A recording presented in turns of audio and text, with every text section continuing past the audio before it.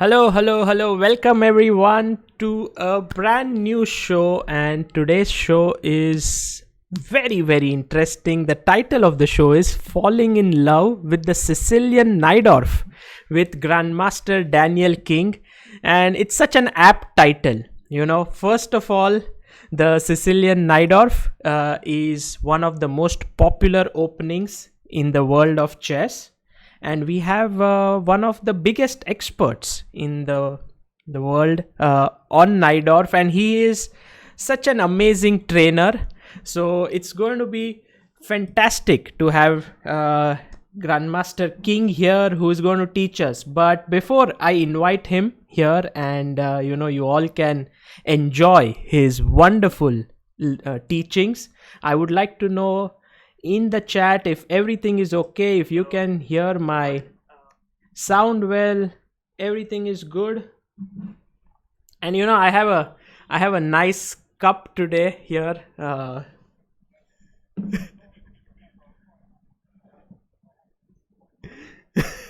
One minute, Dan. You are going to come on stream right now. I have muted you so no one can listen to you. I'm going to invite make you appear on the screen in a bit. Okay, so okay, everything is okay. So first, let me just give you a short intro about our guest for today. First of all, I first got to know about Daniel King, I think it was roughly at least 18 years ago or 17 years ago, and this is the first video that I watched of him, Power Play 1, where he looked so young and he had this short hair. And the last video which I have seen of Danny is this one. Now he has this long hair, and Power Play has gone all the way from Power Play 1 to Power Play 27. It's simply unbelievable, this entire series of videos which Daniel King has done for ChessBase, right from Power Play 1, mating patterns, Power Play 2, attacking the king, pawn storm, start right, pawns. You can see the entire list here, from positional chess to tactical chess, to end games, to openings. He has covered just about everything. And the best part, what is the best part? He's not yet finished. He just published Power Play 27 a couple of months ago, and now Power Play 28 may soon come in. And so many generations of chess players have been learning from this. I still remember when I was roughly unrated or even just beginning my chess journey, I would sit with my laptop, and whenever Danny would say pause the video and now find the move, I would quickly write down my move in the book, and then Daniel King would say that is the perfect answer or something like this, and I would be so happy. So it was my childhood dream always to do something with Daniel King, and this was completed actually last year when I met him at Lindores Abbey tournament, and we did a bit of commentary together. We made roundup shows together, and it was a great feeling. And today, for the first time on ChessBase India channel, Grandmaster King would be present here teaching us one of his favorite openings, and this is the opening which is the Najdorf. And he is such a big expert in the Najdorf that he has played close to 100 games in his chess career with it, and even beaten the great Vishy Anand with the same opening. So without any further ado, let me bring on the one and only, the great Daniel King. Welcome, Dan. Hello there, Sagar. How are you? I am wonderful. What a fantastic introduction. I feel very flattered. But as you can see, yeah, my hair is a bit longer. I definitely need a haircut. I've got a lockdown hairstyle. It's like Power Play. As the series keeps going, your hair keeps growing longer. Yeah. Exactly. Yeah. That's precisely it. But anyway, here it is. That's just how it is. Yeah. It's such an honor to have you here, guys. In the chat, please welcome Daniel King to this video. And also, guys, as Mayur has put in the link in the description, thank you, Mayur, in the chat. That is Daniel King's YouTube channel, and it is one of the best YouTube channels I know for chess on the internet. Danny, tell us a bit about Power Play Chess. You have such an amazing channel. Well, that's very kind, Sagar. You've been very flattering, very complimentary. Thank you so much. Well, I started the Power Play channel maybe, I think it was about 7 years ago, and yeah, I just wanted to put some videos up of things that interested me in chess, and basically that has continued. So I'm interested in the latest tournaments and games by the top players. I'm also interested in great games from the past. So at the moment, I'm doing a short series on Boris Spassky, and that, for example, that has been such a revelation for a lot of viewers, because they only think of Spassky when he lost against Fischer, but he was the 10th world champion, and played such brilliant games, such actually wonderful attacking games, for example. So yeah, basically the Power Play channel, I put on things that interest me. It's as simple as that. And luckily, it interests other people too. Not everyone, but No, I hopefully mean, all those who are very keen on doing some serious chess improvement, I would heartily recommend the channel, because your analysis, I know for a fact that whenever you do a show or you do a video or anything, you are well prepared. And this is also true for today. Danny, when I said we want to do this show, he sent me the PGN files. He asked me, what is the aim of the video? What are we going to do? Always well prepared. That's what I have been seeing since Power Play 1 until now. Yeah, absolutely. I like to prepare well. So yeah, hopefully today what I want to do is show you, well, a few of my games, but before then, I actually want to show some of the games in the Najdorf that really inspired me to play the opening. Because, the Sicilian Najdorf has this kind of reputation. It's a little bit impenetrable. It's highly complicated. This is just for the super GMs.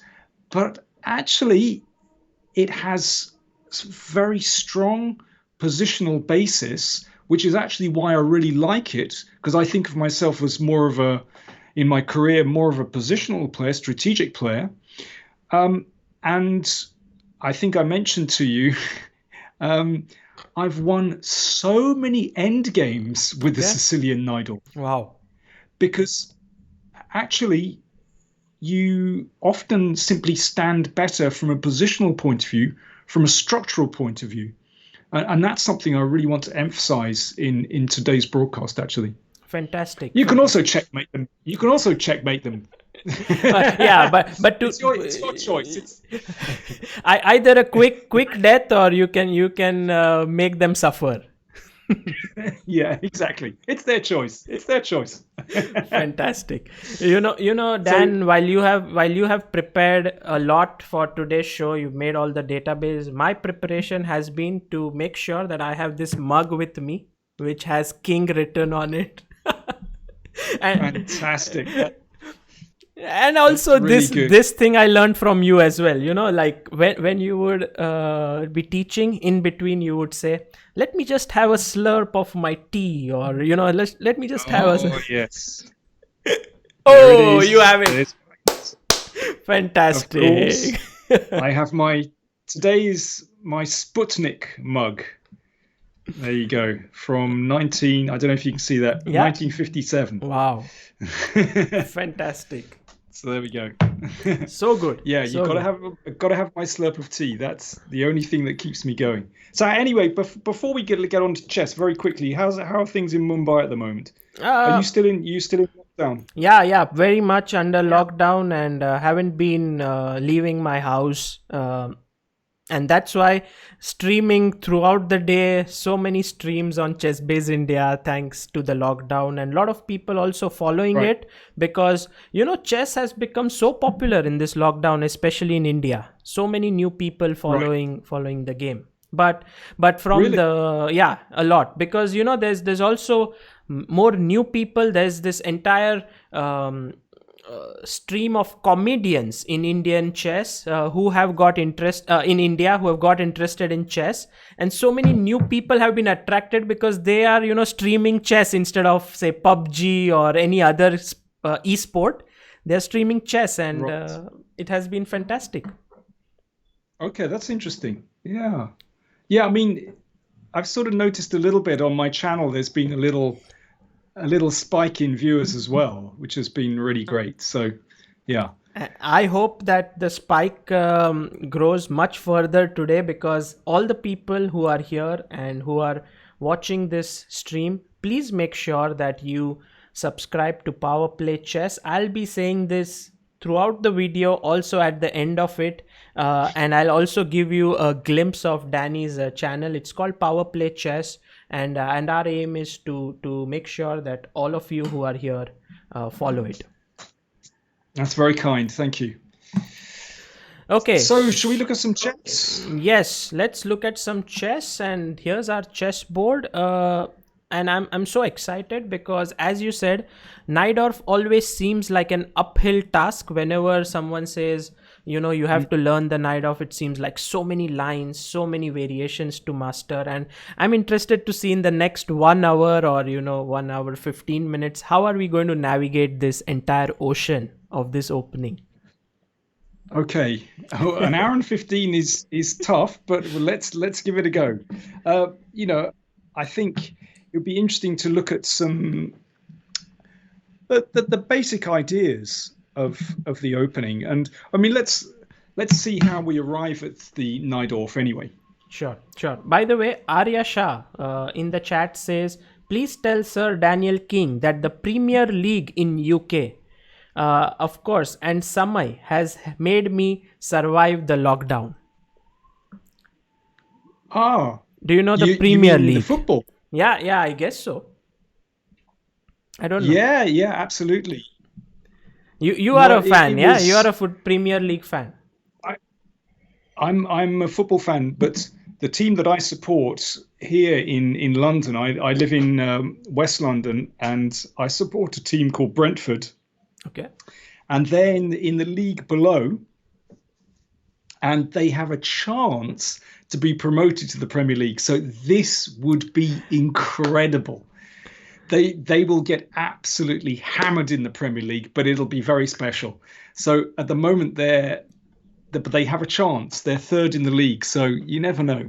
Anyway, yeah, I agree. I've been following the Premier League, and it's it's kept me going as well.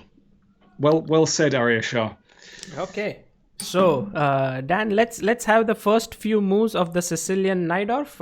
It begins with e4, c5, knight f3, d6, takes, knight f6, knight c3, and now the main move, a6. Yes, this mysterious little move at the side of the board that I've come to love so much.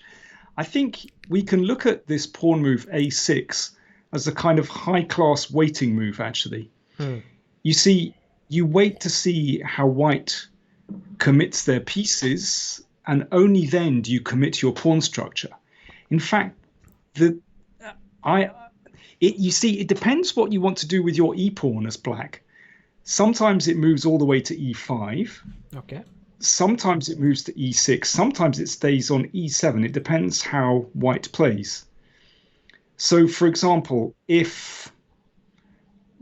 lot of this is a question of taste, but let's say bishop e2. Bishop e2 is probably the move that I face the most, actually. Ah, really? Yeah, bishop e2 and bishop e3 are the most popular moves, I find. Now here you have such a huge choice, but I like to play, I would say, the principal Najdorf move, pawn to e5. Yeah. And then, knight b3. and the bishop goes to e7. So this particular structure, you see, what I like is that black actually claims space in the center. And the center is everything. It really is. And in fact, the great thing about the Najdorf and most Sicilian positions is that you have one more center pawn than your opponent, which gives you the potential to actually control more space than your opponent.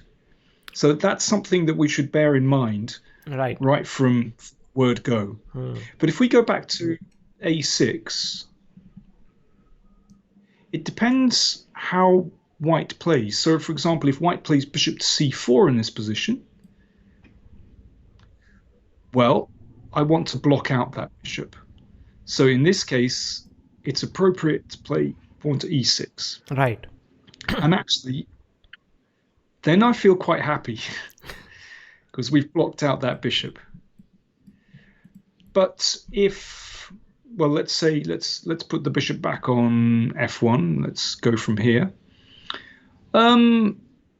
Some people almost like to play a waiting move in reverse, in reply, and they like to play pawn to a4.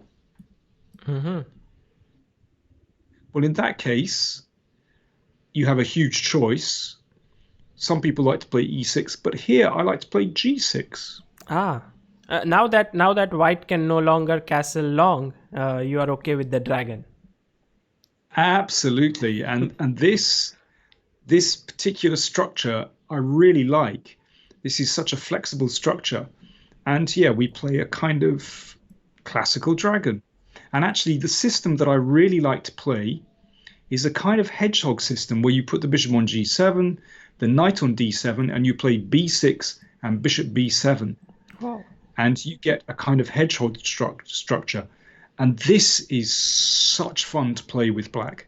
It's very flexible, it's really dynamic, and I've had some really nice wins with that, actually. Nice. Okay.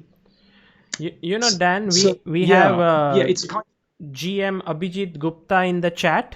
Very strong GM, and he says, according to Grandmaster Sethuraman, who's recently written a book, H3 is 1-0.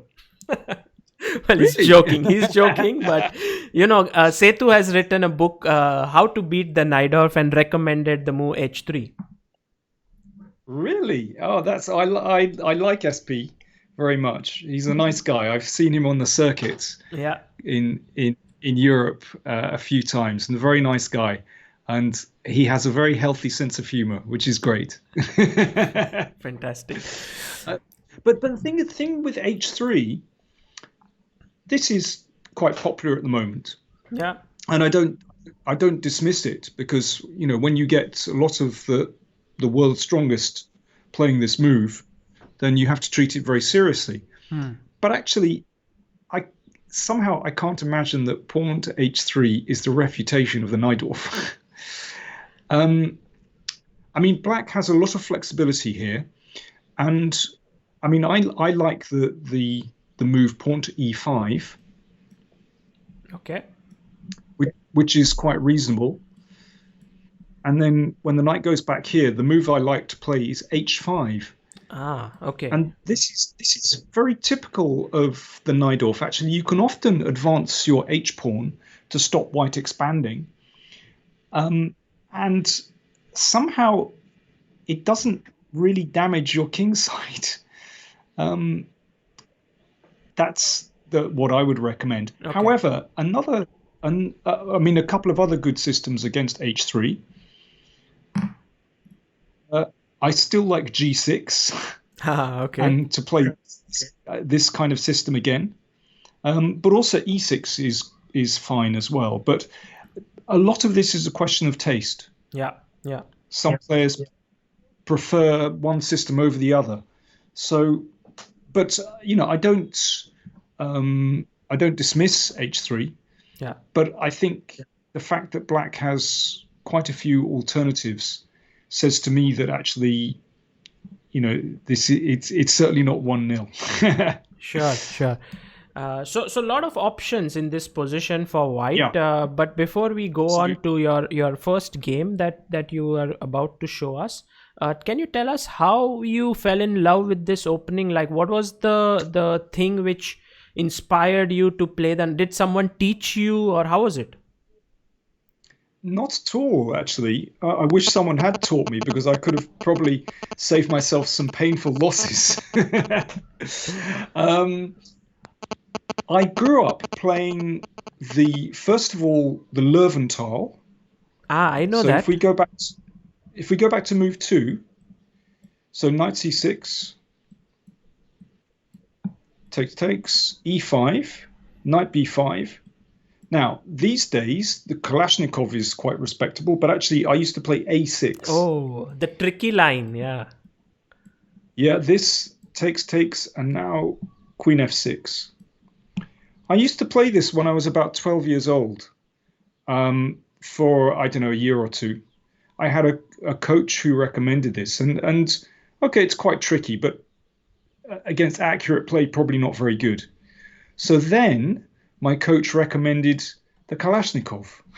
Sorry, not the Kalashnikov, the Sveshnikov. I'm getting confused. Mm-hmm. So if we go back here, so this was in the late 1970s. So this was in 76, 77, when Sveshnikov was just developing this system. And I had such fun with the Sveshnikov.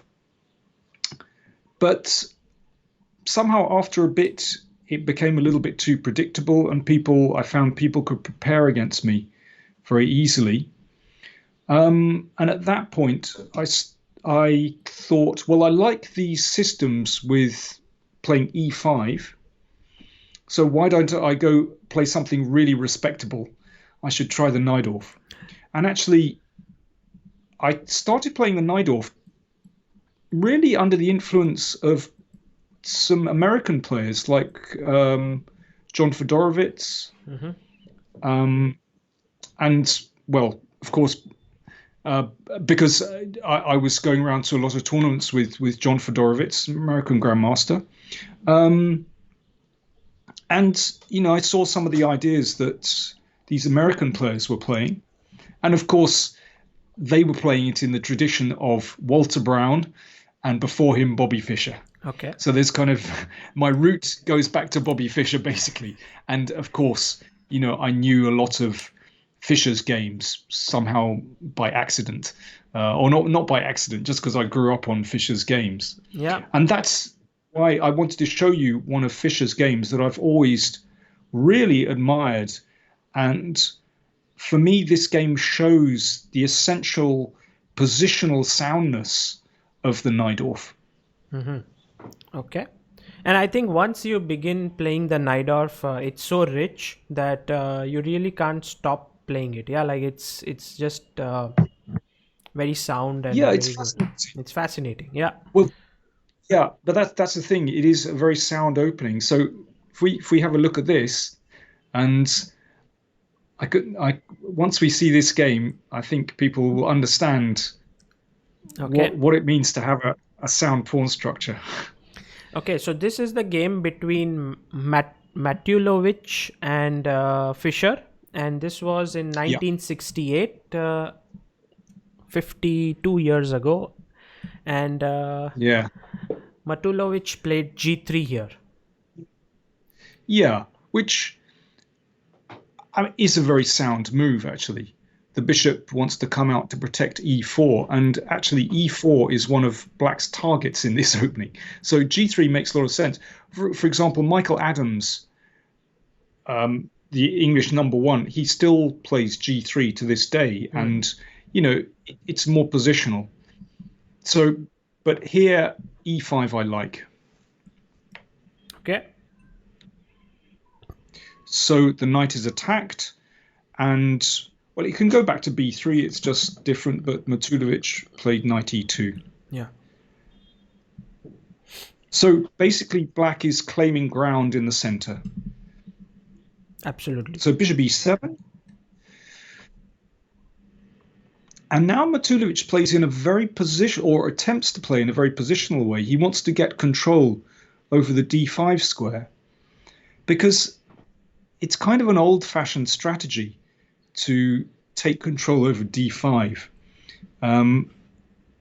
Black can meet that very well. But let's have a look. Bishop g5. No, this makes complete sense, right? Because after e5, this d5 square is weakened and the knight controls it. So you're even ready to give up your bishop often for that knight. Yep, that's right. But thing is, black can actually fight back against that very well. And, well, let's see. Knight d7. Okay. So this particular setup with the knights protecting each other, this is so common. So, yeah, d5 is an important square, but basically because the knight protects the bishop, then actually things are fine. So, and now Matulovic plays in a very extreme way. He plays bishop h3. Yeah. I mean, his idea could be to take here and then take on f6 and just hope to get this d5 square. Yeah, but then you weaken your light squares terribly. Absolutely, and yeah, it's actually not particularly good. So Fischer plays b5, and now we see the other point to playing the pawn to a6, that as well as covering that b5 square, in fact, this is a prelude to queenside expansion. And this, as we're going to see, plays such a huge part in the Najdorf. You're playing a classic minority attack here. So the b pawn advances with the help of the a pawn. And yeah, we're pressing against those three pawns, in particular the pawn on c2. But if we can isolate one of those pawns, then we have a good chance later on of actually attacking it and winning it. So structure is very, very... Dan, when you are saying this, it's such a deja vu to me, because one of my favorite DVDs of yours is Power Play 5, Pawns. And that's where you introduce this term called cramping move, like how one pawn just advancing it when it's g4 for white or b5 cramps three pawns on the queen side. And it's exactly in a way, you're doing that. Yeah, exactly. It's really, it's such a common strategy, not just in the Sicilian Najdorf, but in so many different Sicilian positions, in the Scheveningen, in Taimanov, in many other systems. But okay, let's see. So Matulovic had this idea to play a4. Now, we don't really want to take. Yeah. The principal move is to push on. So what we're trying to do is cramp those two pawns. So knight to d5. And Fischer took this.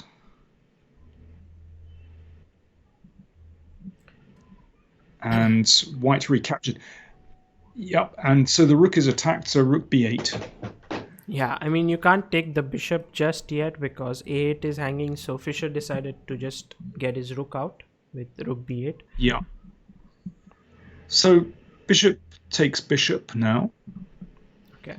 And now I think this next move of Fischer's probably completely threw Matulovic. So Dan, and can we ask the chat to guess this move?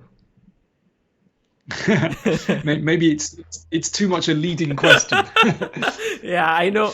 But if you have any questions like this, if you think that the chat could answer, then please let them know. Sure.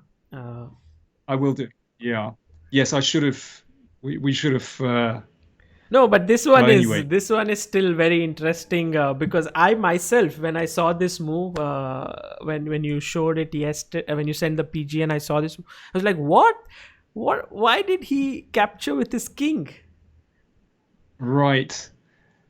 But, it makes such sense because actually the center is very, very secure. And we're going to, protect that very important pawn. And we're going to drive away the queen with knight f6. And it's interesting. as I mentioned on my YouTube channel, I've been looking recently at some games by Boris Spassky.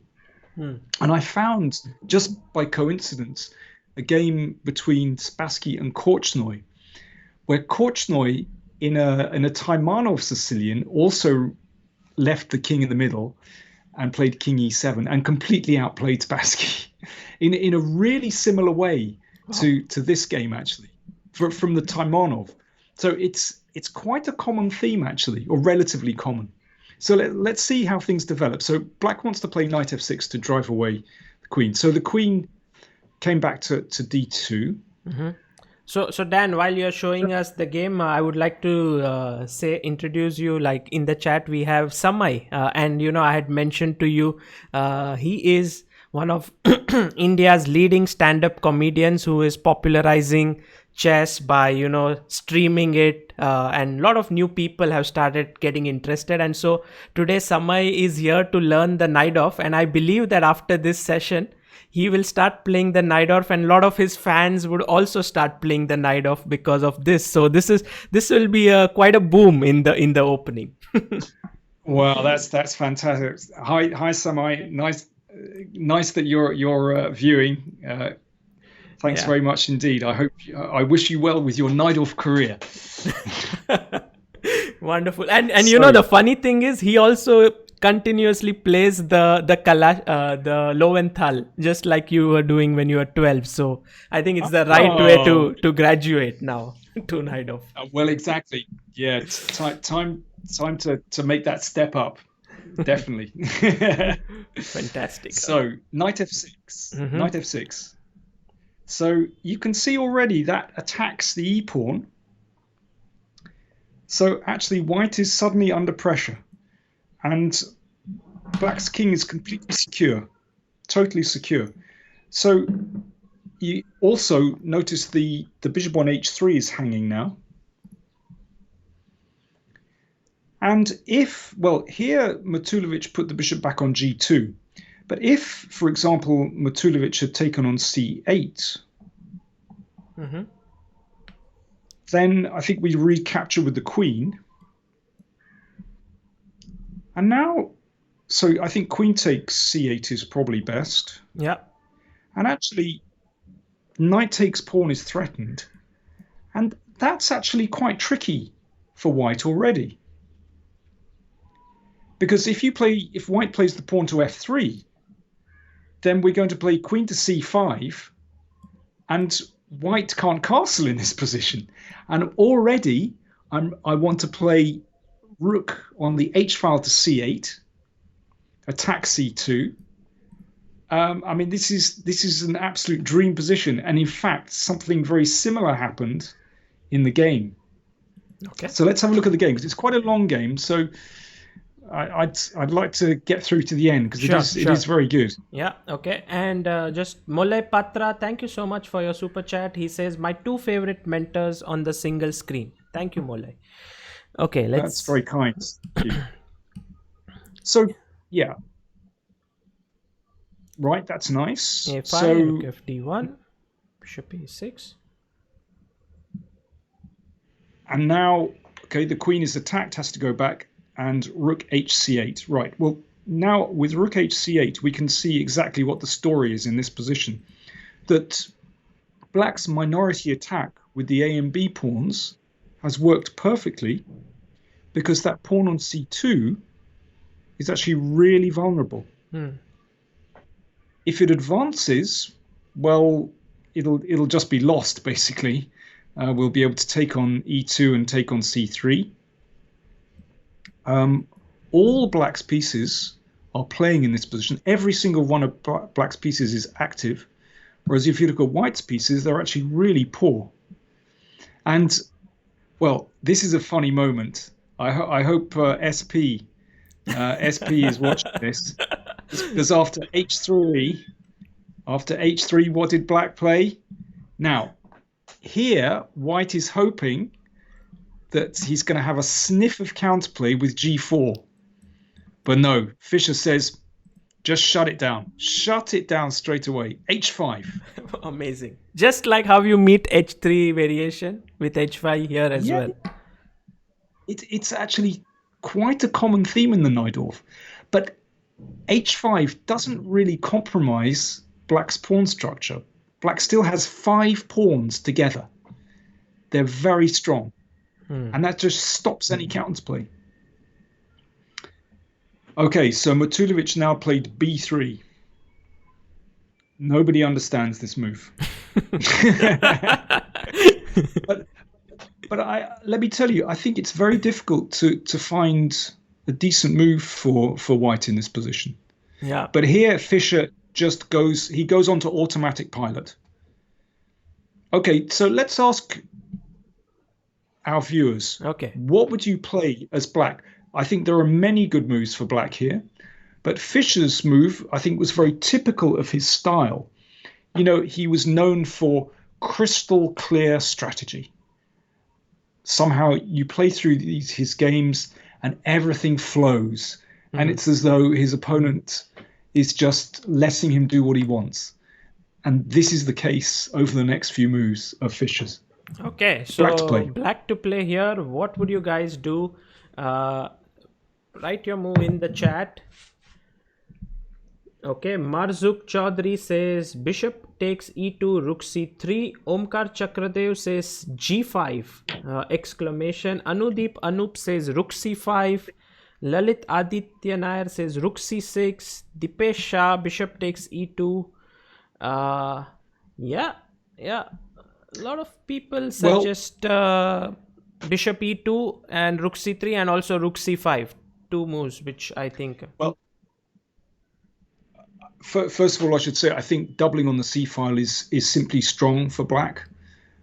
It looks excellent because c2 is our target. Yeah, either rook c5 or rook c6. I think this is very good. But in fact, Fischer was very, very clear. He took on e2 and played rook c3. So bravo to those who suggested that. And after this, there's basically no counterplay. Yeah, this bishop is just sitting duck. Yeah, like it's hitting the e-pawn and can't do much. Exactly. Yeah, that is such a poor piece. And the knight on f6, well, it protects the king. It controls d5. It looks at e4. It controls h5 and g4. Yeah, but now we're concentrating on the c-file. All we need to do is hammer down the c-file, and we're ready to play rook c8, queen c5. I mean, this is a horrific position. Yeah. So rook d3 played. Let's just see how it works in practice, because actually now it looks so easy. It's one of those games where you think, I could have done that. Yeah. But actually, so let's just see. So rook takes c2 threatened already. So Matulovic exchanged. Now it looks very easy, but I guess not many people would feel comfortable having their king on e7. Like Fischer is just very, very cool. But actually, yeah. But here it's completely safe. That's the great thing, because you have those 5 pawns, and this is so typical of the Najdorf. You know, if things get really bad, you can just crawl around to g8 to h7, and there's no harm done. But actually, the king fulfills a really nice function in the middle of the board, protecting the pawn on d6 if there's any problems. But white simply can't lay a glove on black in this position. Yeah. So let's just see how things progress. Rook takes g3 threatened, by the way. So king h2, queen c5.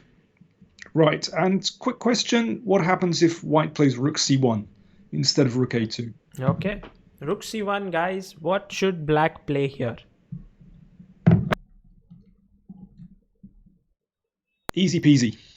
Yeah, that's an easy one. But you know, guys, this you are actually, those who are seeing Danny for the first time here are just so lucky and privileged. You know, he used to ask such questions, and it took me, I used to enjoy answering them, but it took me nearly 15 years to meet him in person. And you know, here he is live, so it's just amazing. Sagar, you're very kind. You're very kind. I wish that I could come to Mumbai one day.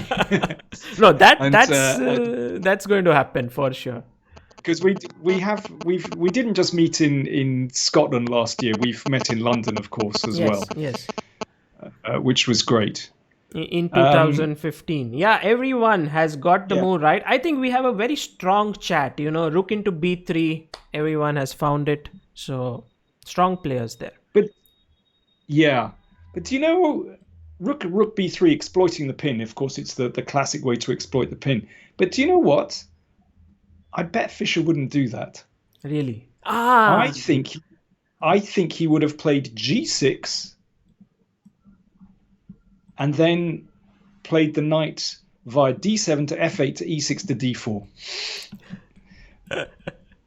I think he would extract everything first from this position. Do you know what I mean? Yeah, I agree with you because after rook b3, it's like as if for a pawn you could at least get some pieces off the board and get some activity. Yeah, like something of that sort for white. And exactly. Well, this after queen c7, of course, black protects everything, and of course, black is winning. But I think Fischer would have squeezed him more. I think he would have squeezed him. This is winning, of course. Yeah, and then the knight to c5. But I think I prefer knight d7, f8, d6, d4. Squeeze the guy. He's suffering. Don't let him off the hook. Sure. Dan, there's one question for you in the chat by Anurag Deshmukh, who says, Daniel, are you enjoying the match England versus West Indies? I am enjoying England-West Indies because, in fact, I'm just going to check the score right now because, Sibley's just hit a century, and Stokes is on 99 not out. Wow. So we might actually get, unbelievably, 2 centuries from England batters. We're not very good at batting. You can rely on the England batsmen to collapse sooner or later. But at the moment, it's only the first innings. It can all go horribly wrong. And we need to win this because it's only a 3-match series, and England lost the first because of a batting collapse, of course. Dan is such a big cricket fan that the first thing when we met before going live, he was like, do you know what's happening in the match? And I said I'm not following cricket so much, and he said, but I told him that he will find some cricket followers on the live stream, and definitely there are so many people here. That's brilliant. By the way, when was it? To be honest, I haven't been following what happened. What was India's last Test match?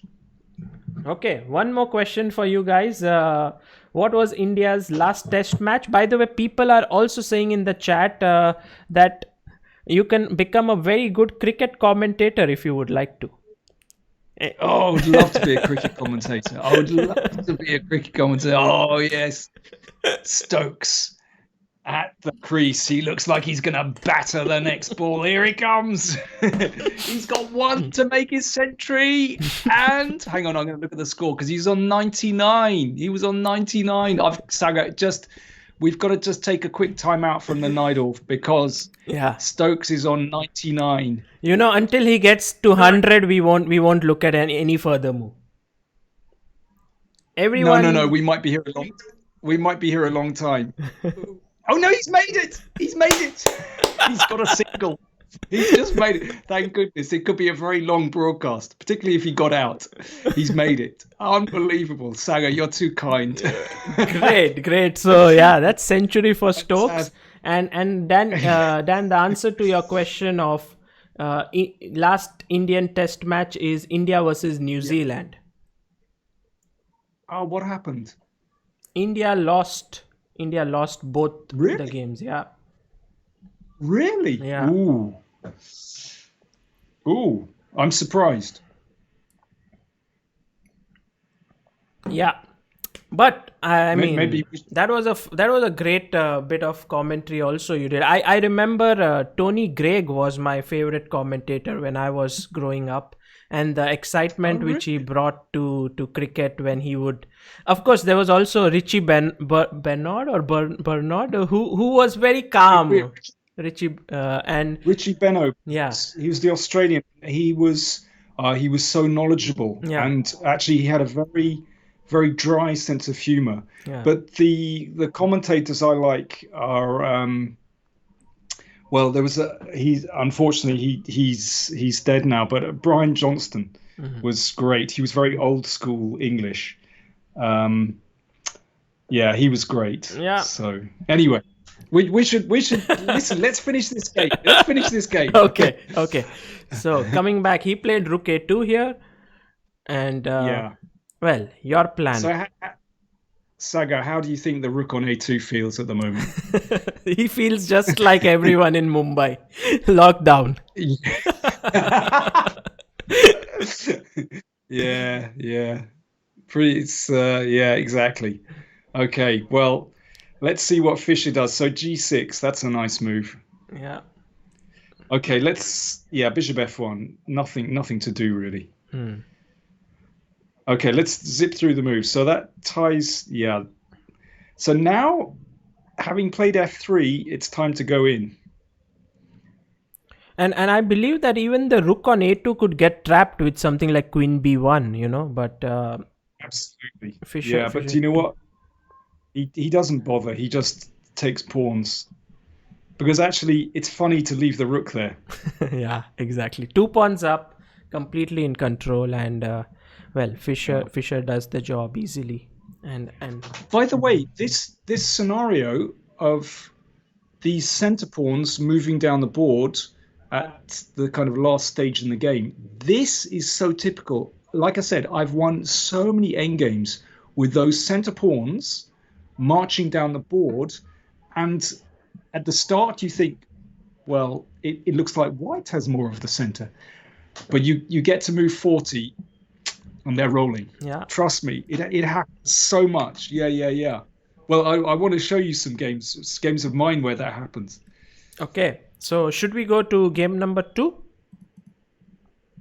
Well, I want to show you one of my games. Okay, We so can come back to that. which one? Maybe because I want to show you a game where also let's go to Collinson. Collinson, game 10. Okay, so this is So this was played in the British Championship in 1990. white is Adam Collinson, who's rated 2305, and black is Daniel King, rated 2515. I think you were already a grandmaster by then. Yeah, I was a Grandmaster. Actually, Adam became an international master. So let's zip to the Najdorf position. Yeah. Bishop E3. Yeah, in fact, this I would say is the move that I face the most often, or have faced the most often. And again, you have a big choice. A lot of people like to play E6, but personally, I've always liked the move E5. So to play in the classic Najdorf way, because I like having that central control. right. So knight F3. And here, yeah, I should say the really sharp move is to play knight B3. And then you can often get a really, really interesting position where the players castle on both sides of the board. So bishop E7, F3, bishop E6, queen D2, castle's kingside, castle's queenside, and now white's big idea is to advance the g-pawn down the board. Yeah. But here, the move that I've always recommended, and I recommended in my book on the Najdorf years and years ago, pawn to A5. Ah. This is such an interesting move. And actually, it has stood the test of time and is still actually played. I mean, my book was published in 1993. I can't believe it. Such a long time ago. But this is still very popular. And, well, it wasn't very popular when I recommended it, actually.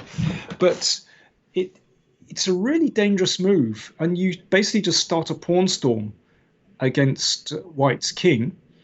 And if the pawn is blocked, say with a4, then the idea is to put the knight on b4. You can play knight a6 here, for example. Knight a6 is also possible, but yeah, or knight a6, and you put the knight on b4.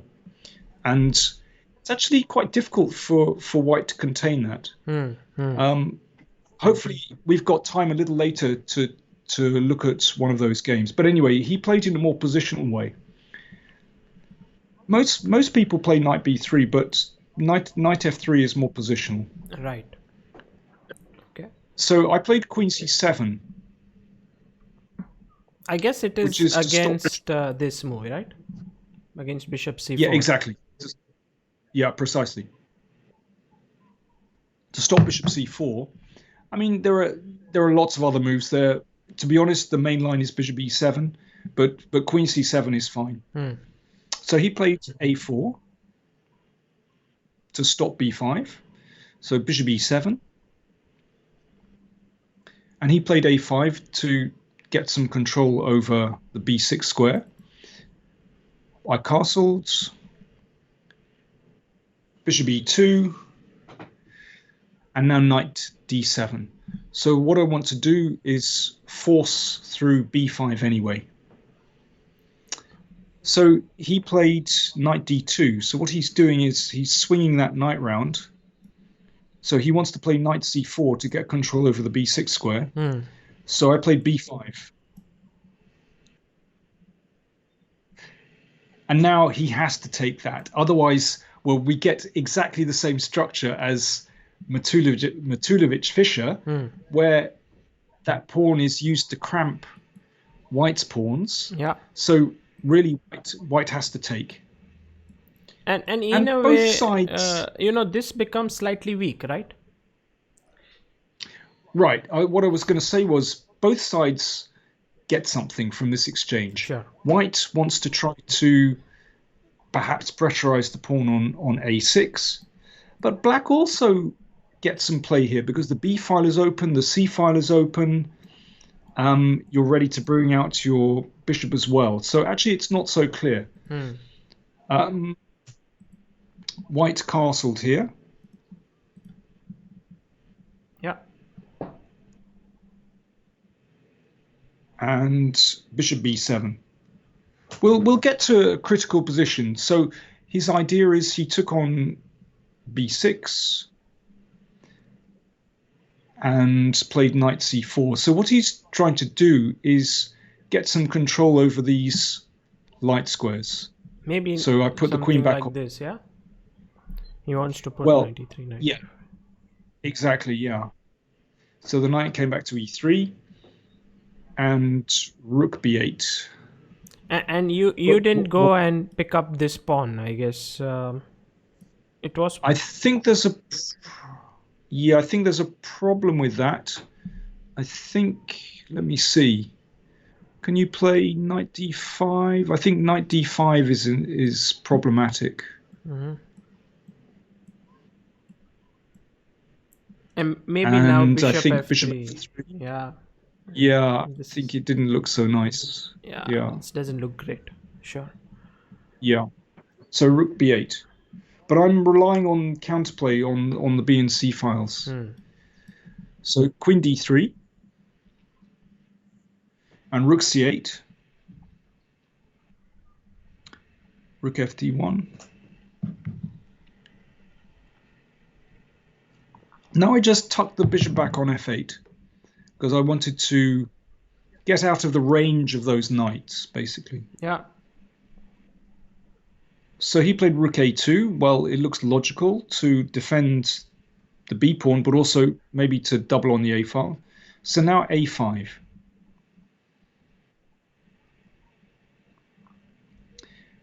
And now he played knight c4.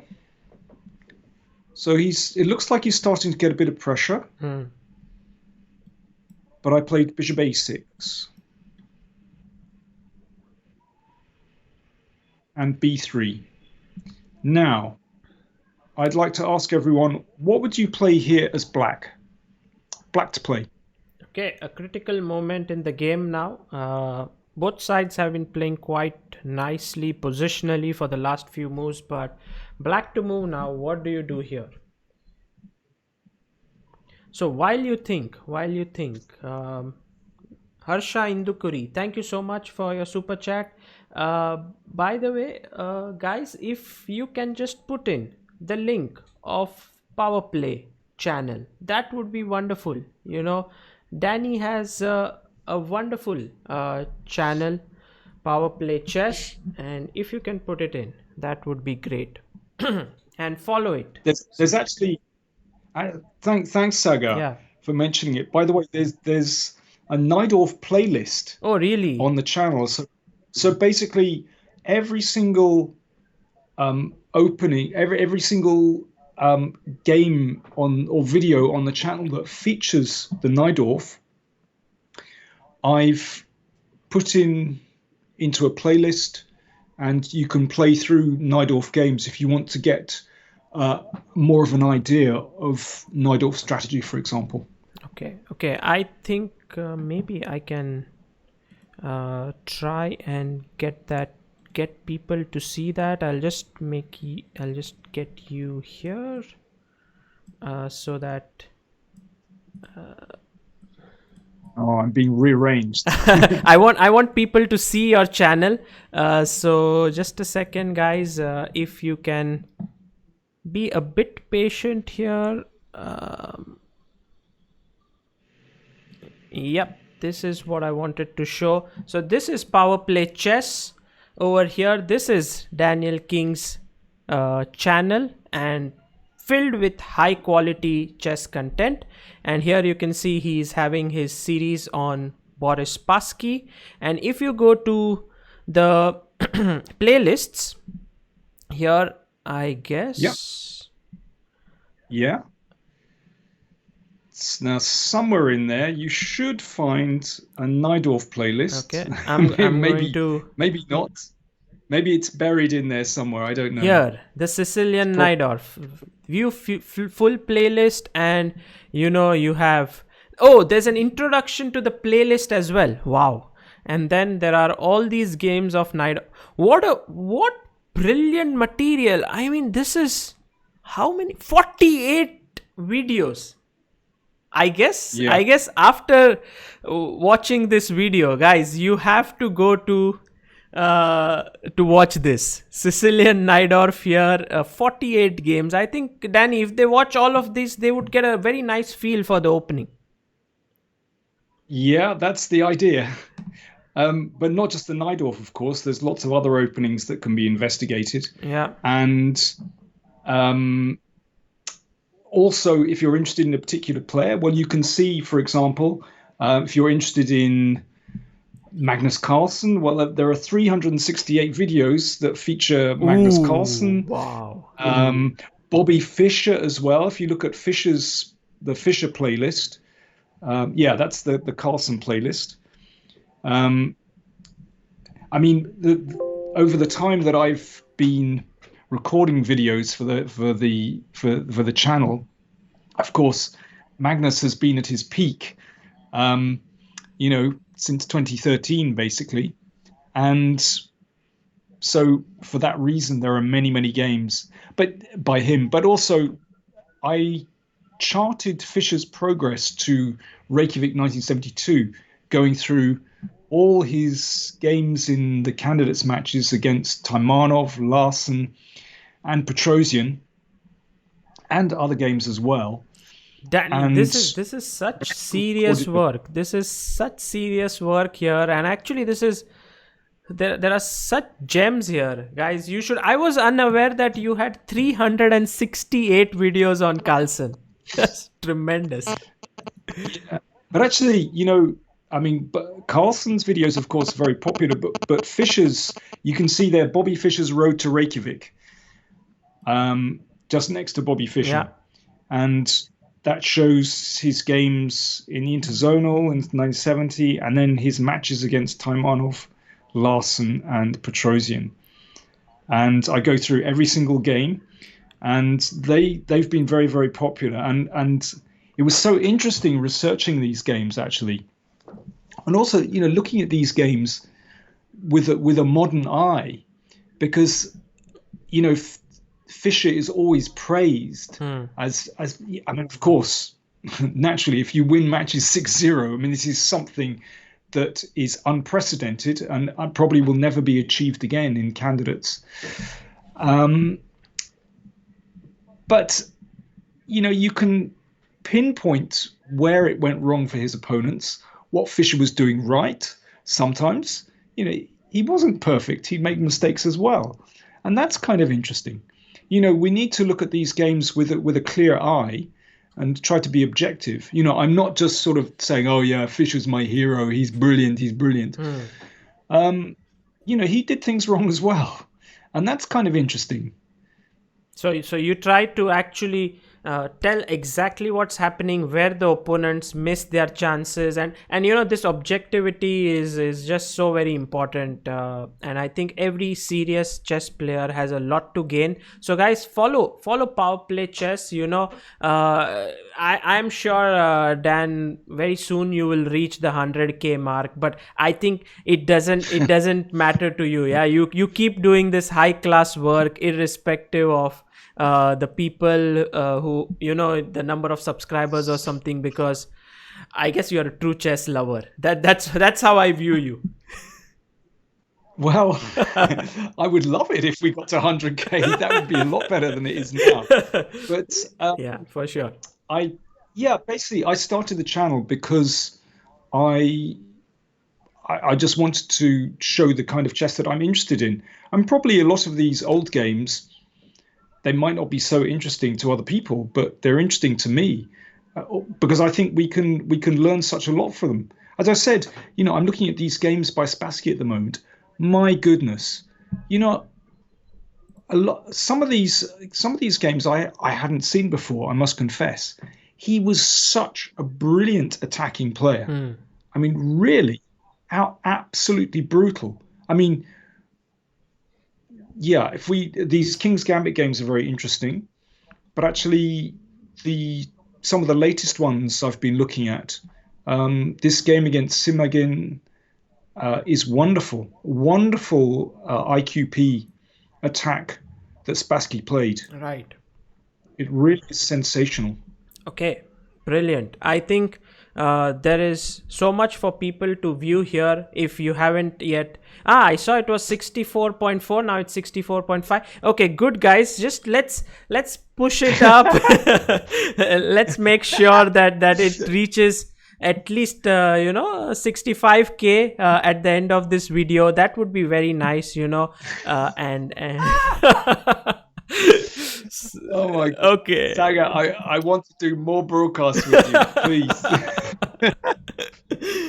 No, but you know, there are so many comments, like people saying in the chat, I am so glad that I discovered this channel today. Amazing content. Thanks for introducing Daniel King to us. And you know, it's amazing that people are getting to see this. So guys, make sure that you subscribe here, and Dan, we'll get back to the position yes, on the on the board. And I forgot, you know, people had written moves here. I think the biggest move, by the way, a big shout out to Harsha Indukuri, thank you for the super chat, and also Digant Patil, who asks, does bishop always go on b7 if white castles short? No, not at all. And this is often a matter of taste and according to how white plays. Sometimes it goes on b7.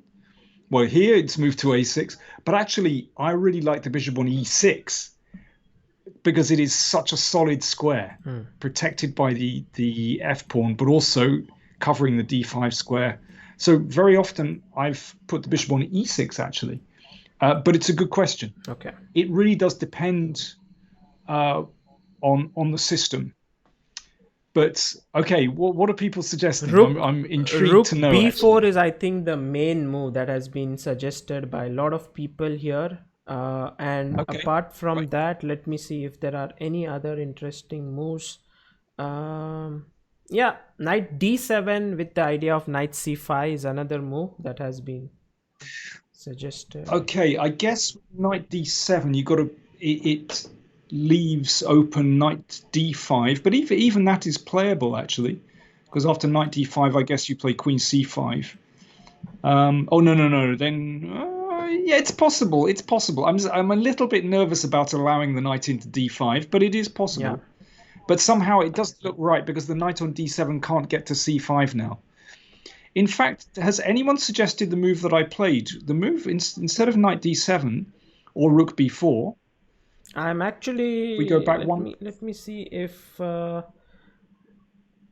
I don't see anyone. Maybe I'm missing a chat, but no one has suggested the move you played.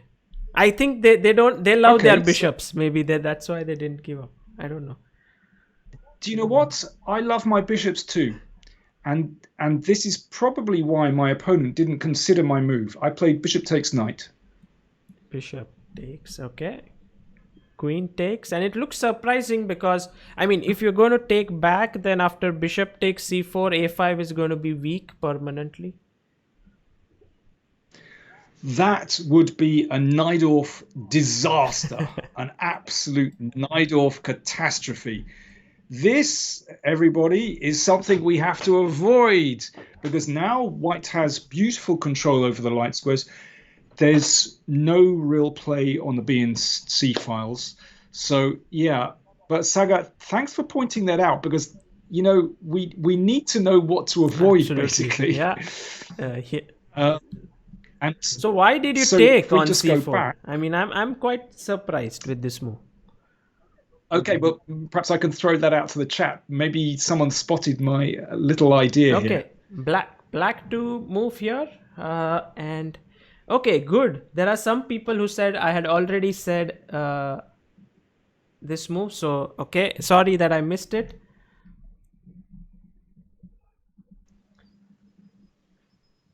So who's going to get it? Black to move here. What's your suggestions? Let's see. Do you know, Saga, that position we were looking at with the light square bind? Yeah, I'm not going to pretend that I haven't fallen into those kind of positions. Sometimes things go wrong, and you have to sit and suffer. It's not great, but I think those kind of games are actually quite rare. This is, as I said, it's a Najdorf disaster.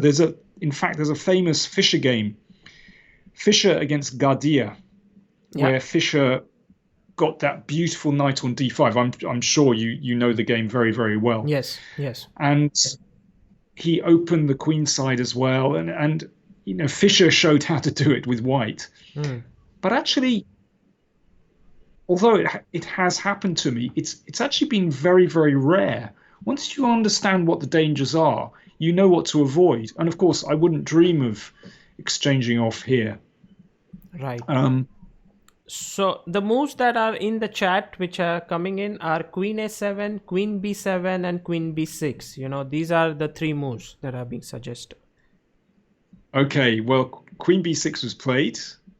Okay. By the way, guys, just a question to all of you here. Is the voice lagging for Danny? Danny, if you can just let us know. I think I've fixed it, but in case if there is a small lag, then let me know. I'll make sure there is no lag. Okay, let's go. Okay, so the rook attacks the queen. Yeah. So the queen had to step back to d3. And now, Shubham Srivastav. here's my big trick. Very good. Shubham Srivastav has got the full line. He took rook takes c3. Brilliant. Yep, so the queen has to take the rook.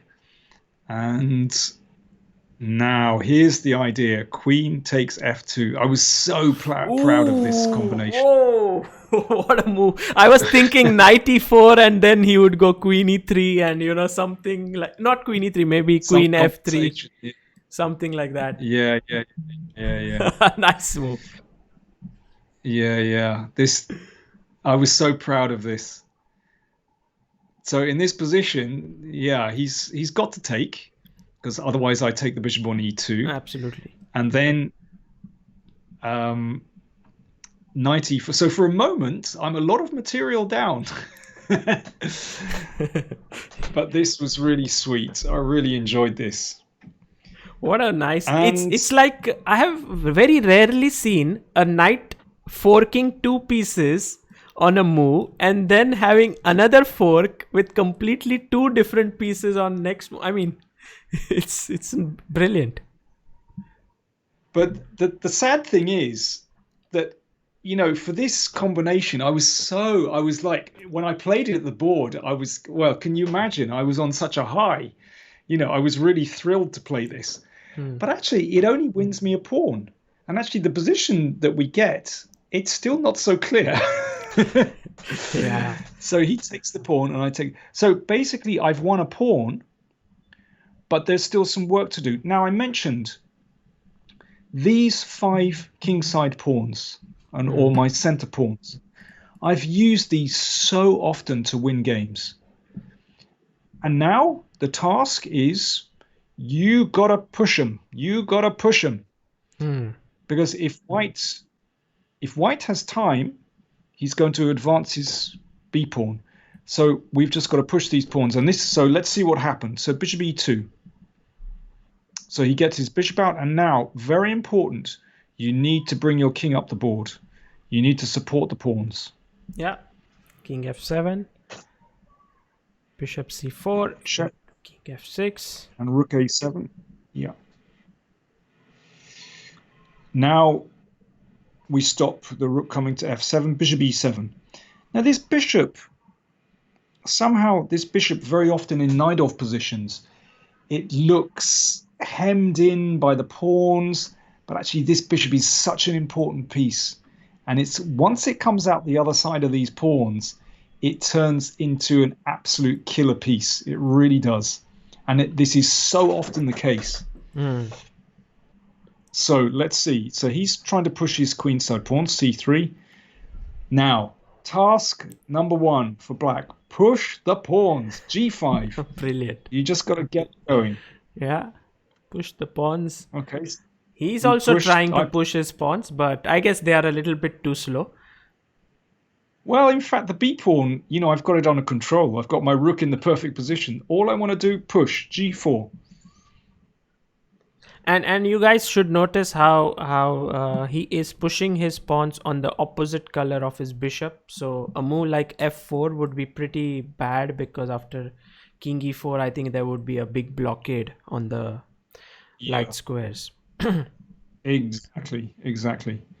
So first of all, yeah. So bishop d5. Okay, so he's controlling some light squares, but it's not so serious because, well, his b pawn can't advance. I think that's the most important thing. So pawn to h5.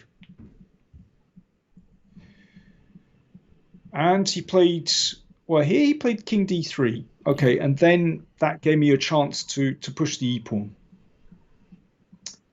But actually it was going to come anyway, because I was trying to arrange a position where his king, well, when it was on e3, I would be looking to play. I mean, it depends what he does here, but I would either play, well, probably bishop d8 is going to be my next move, actually, and put it on b6. Right. And then I'll start pushing pawns. But it depends how white plays, really. So he played king d3. Yeah. Check. King And the d3. king came back, and now d8. Very nice. played rook at 7. I guess if he gave a check, you were all ready to go into e5. So he didn't bother. Yeah, king e5 is already very strong, I think. Yeah. So rook at 7, king e5, bishop e3. Yeah. I think the pawns just keep rolling. You know, these 5 pawns which you mentioned. Yeah. They're just moving forward. And actually, the bishop on d8, you can see that it covers the e7 square, so prevents the rook checking. But sooner or later, my rook is going to come in. So check. And now rook a8.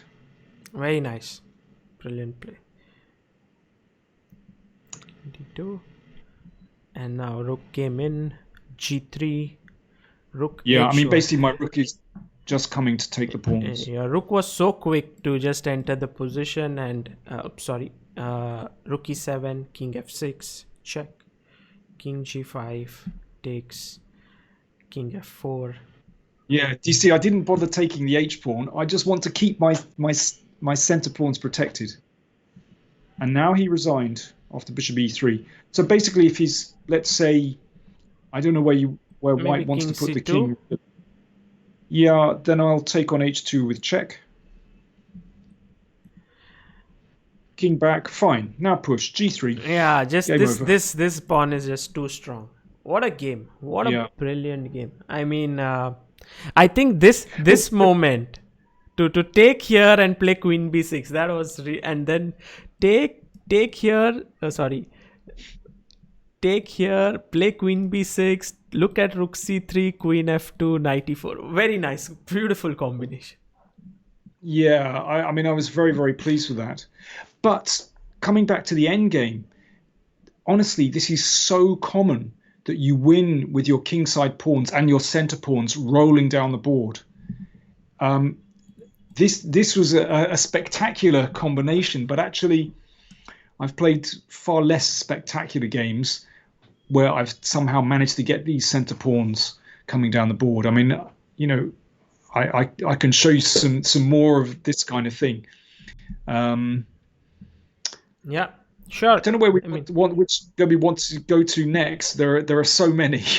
If we have to choose one more, you know, one more important theme, because I guess it's already 1 hour 20 minutes. So maybe we do it last 10 minutes for this. And which game would you choose?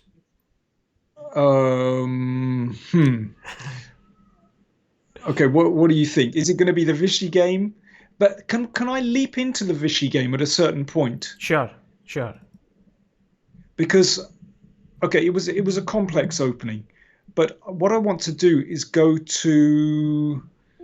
Ooh, that looks like a funny board. Okay. Because I want to show exactly this theme of the endgame.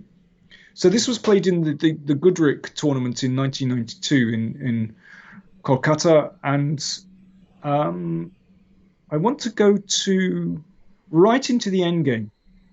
So let's say let's say bishop e3. I guess a little bit of background for this game. If I'm not mistaken, Anand won the Reggio Emilia before coming to this event. Is that true? Yeah, that's right. He beat Kasparov in the individual game. He won the Reggio Emilia tournament. Ahead of both Kasparov and Karpov, and then he came to Goodrick, where there was a hero's welcome to him, because Kolkata is such a wonderful land where chess is celebrated, and I think he met you in the first round or second round. What was it? No, this was round 5. Okay, round 5. Okay, so yeah, so we were both up at the top of the tournament. Well, okay, you mentioned the background. Yeah. I feel sorry for Anand, because of course he'd just come from this spectacular success in one of the strongest tournaments in the world. Frankly, playing in an open tournament, it was quite strong, but of course it's a come down for him and must have seemed like an anticlimax. Well, I wouldn't say that, because I think you played a very good game, and also you went on to win the tournament, so I guess it was a deserving win for you. Yeah. And you know, Dan, Well, okay. you played in the Gorky Southern, if I'm not wrong. Yeah, it was this tournament hall, Yeah. and it's still, Yeah. until 2018, I think, all the tournaments happen very regularly there in that same venue. So it's a very nice venue. Uh-huh. Yeah, yeah. I mean, there's a very nice atmosphere. Okay, so I took on G7 here. Let's let's just go on a few more moves. Basically, I think with best play this should be a draw. Um, this is not spectacular, but I just want to show you, just go on a little bit more because it shows about the center pawns here. So basically, I played f5. I'm still trying to control the center. If you control the center, then you have a chance to push your opponent back. And although at the start of the game it feels as though white has more space, you can see we're in another endgame where actually now it's black's turn. Now it's actually white has to be a little bit careful. I was actually wondering if this is okay. So here, after king f5, this pawn is protected by the rook, so the rook is very well placed. Yeah. Okay. So king f3. Well, you can see that the rook on c6 is a little bit more active than white's rook. Yeah. Now I played bishop g5 here. Now, Anand, of course, should just go into the rook and pawn endgame, and it's about equal. He should take on f5.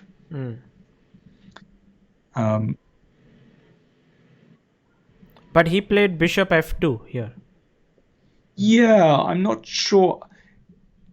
I think maybe he just wanted to. Maybe he was trying to prove that my bishop was worse than his or something. But actually, I think it's a mistake. And now I play h5 and I have some control because this will stop the g4 check. Mm-hmm. And so g3. And suddenly, after rook d6, his position is collapsing. It happens very, very quickly because he has to keep control over e4. But also my rook is coming down here, and the pawn, well, both pawns on b3 and b2 are weak. And actually, in an instant, his position has just gone onto the critical list. Yeah. I think it's already very difficult. So, okay, h4. Check. And here's a good example of what I mean by central control. Now, he played the king back to g2. It's already very, very difficult for white. But if you play bishop e3 instead of king g2, now I know this is very, very simple, but it shows the power of the center. Black can exchange everything on e3, and you take on e4, king f6, and game over. I know this is very simple, but basically black wins with the extra center pawn. It proves your theory, yeah? Like the central pawn is important. Yeah, incredibly important, yeah. And this is what happened as well in the game. So instead of check, he played king g2. So yeah, king g2. Now bishop d2, and you can see that my pieces really dominate white's pieces. So all I want to do in this position is just exchange on e4 and play king f5 and advance my e-pawn. Yeah. And actually, my e-pawn will just roll down the board. So anyway, bishop c5. Take. Yeah, take. King f5. And I played king f5. Now, all your pieces are beautifully active in the position. Yeah. Okay, it's a picture of centralization. So rook c4. Okay, now instead of pushing e pawn, well, I can take on b3.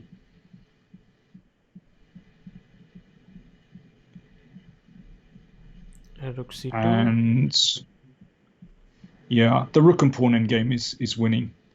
I made heavy work of it, but basically because you can see black controls the center, it's actually pretty easy.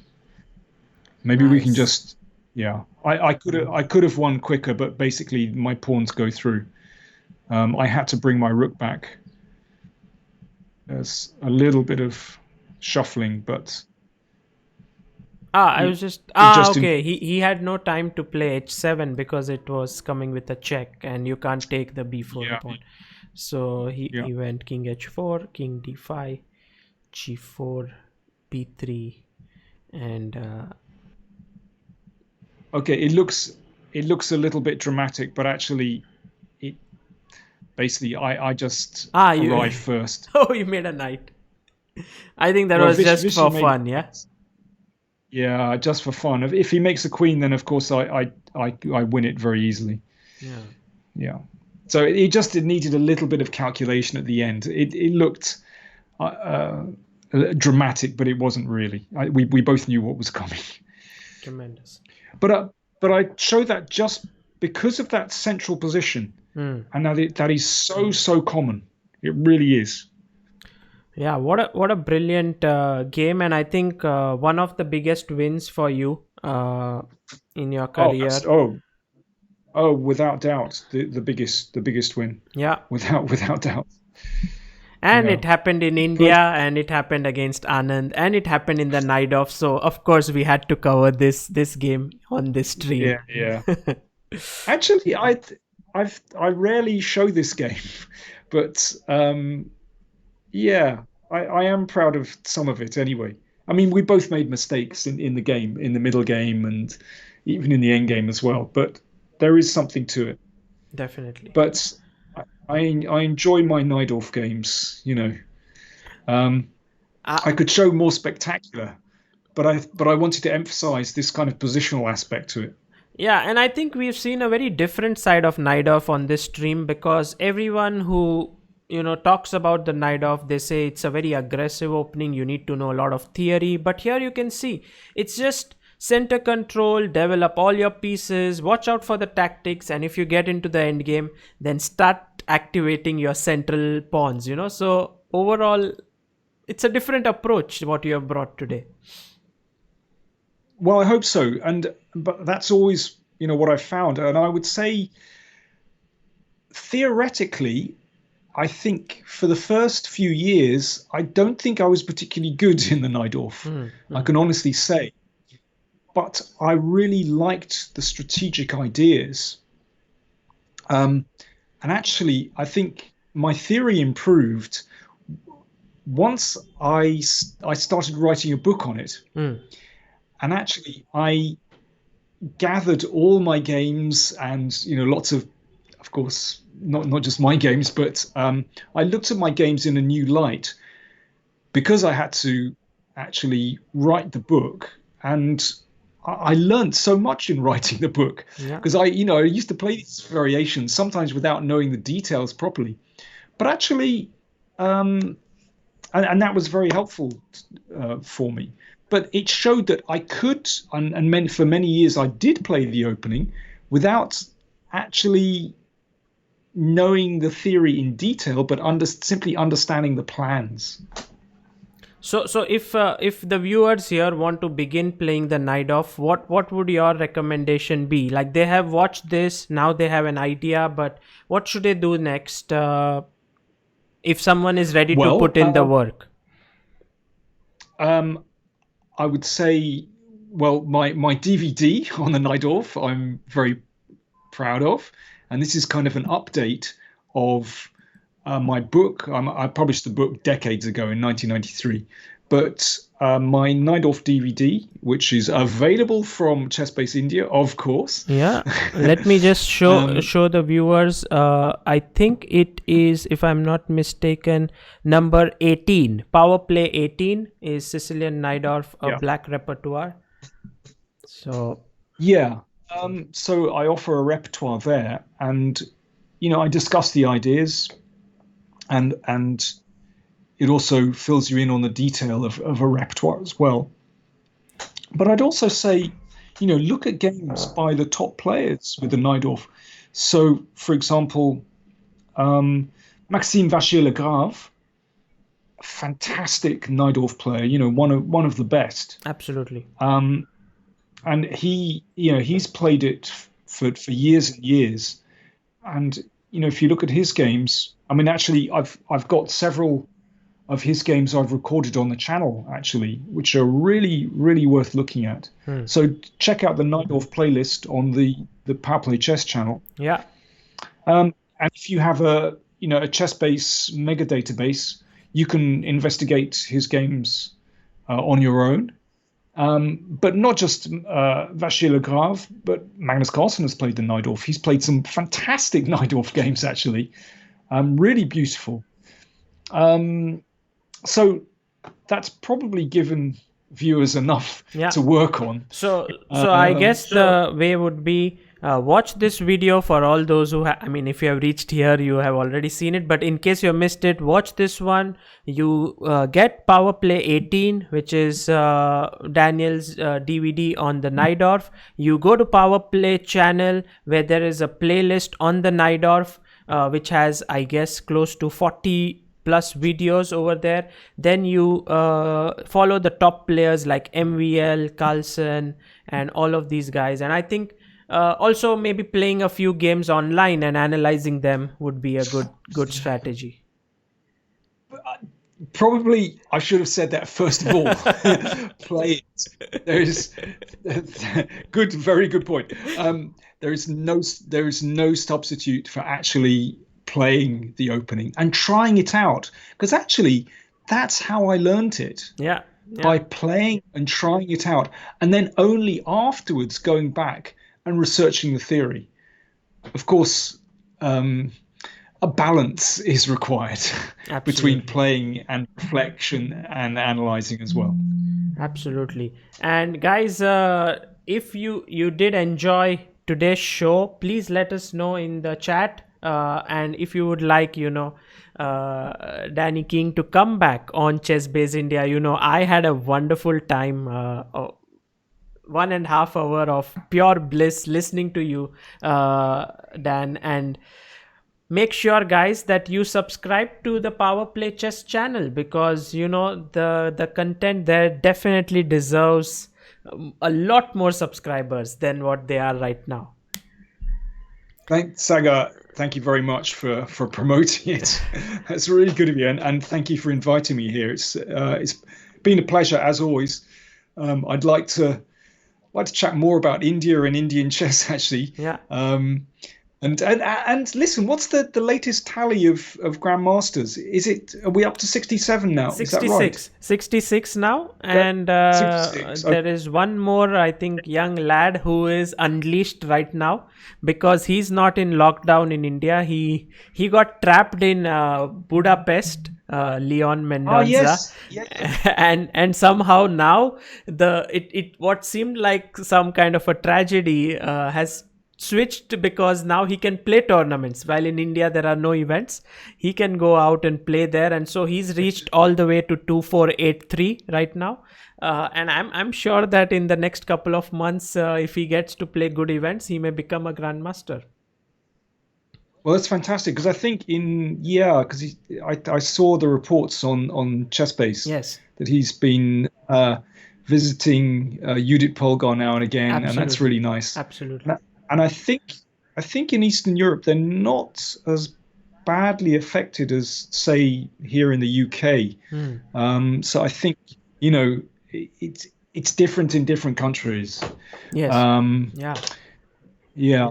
But I think in Eastern Europe generally, I mean, I know Russia is a bit different, but I think it's not so bad in Eastern Europe as far as I can understand. But anyway. Cool. Yeah, tricky times. Very much. And Dan, thank you once again for your time. There are 3 links in the description. One is of all the Power Play DVDs on Chess Base India of Daniel King, all the DVDs on chessbase.com. So all those who don't come under the purview of Chessbase India can go to chessbase.com and go get those DVDs, and also the link to Power Play Chess. So go there, guys, and subscribe. Daniel, I hope that you can come once more, because there was so much material on Najdorf that we had to see. We could see some bit of it. Maybe at some point, if you have the time, we could do another session on the Najdorf. Well, of course, I'll be absolutely delighted. And listen, once again, thank you very much for inviting me. And yeah, really nice to chat again. Thanks a lot. Thank you. See you guys in the chat, and I guess there would be one more stream tonight. I'll be playing chess 960 because we have a big chess 960 event coming up. So stay tuned, and I'll be seeing you guys in the night. Bye bye. Bye, Dan.